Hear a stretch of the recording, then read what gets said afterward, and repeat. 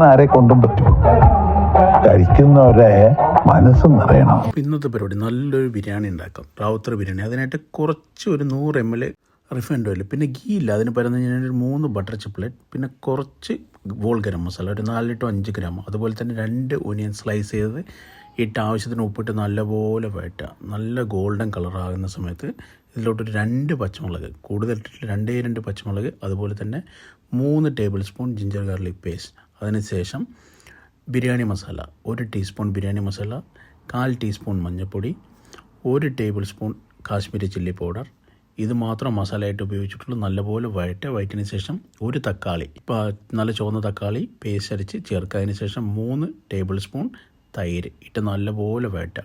അതിനുശേഷം ഒരു 3 ഗ്രാം മല്ലിയില, അതുപോലെ തന്നെ 3 ഗ്രാം പുതിന, ഇത് രണ്ടും ഇട്ട് നല്ലപോലെ വഴറ്റിയതിന് ശേഷം ഇതിനകത്തോട്ടൊരു 400 ഗ്രാം ചിക്കൻ ഞാൻ ഇതിനകത്തോട്ട് ആഡ് ചെയ്തിട്ടുണ്ട്.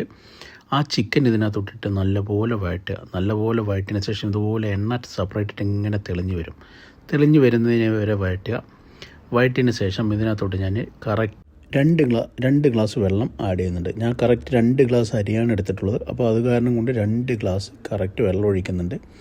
വെള്ളം ഒഴിച്ചതിന് ശേഷം നല്ലപോലെ തിളപ്പിക്കുക.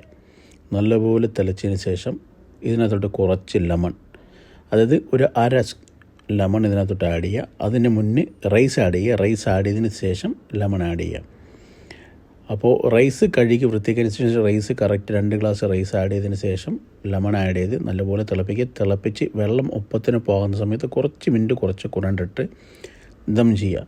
ഒരു വിസിൽ വരുന്നവരെ ഞാൻ ദം ചെയ്തിട്ടുണ്ട്. അതിന് ശേഷം മുകളിലൂടെ 1.5 ടേബിൾ സ്പൂൺ നല്ല ശുദ്ധമായിട്ടുള്ള ഗീ മുകളിലൂടെ ഒഴിക്കുക.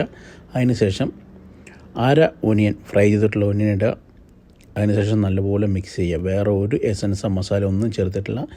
ഇത് സിമ്പിളായിട്ടുള്ള ബിരിയാണിയാണ്. എല്ലാവരും വീട്ടിൽ ട്രൈ ചെയ്യുക. നല്ല ബിരിയാണിയാണ്. Thank you very much.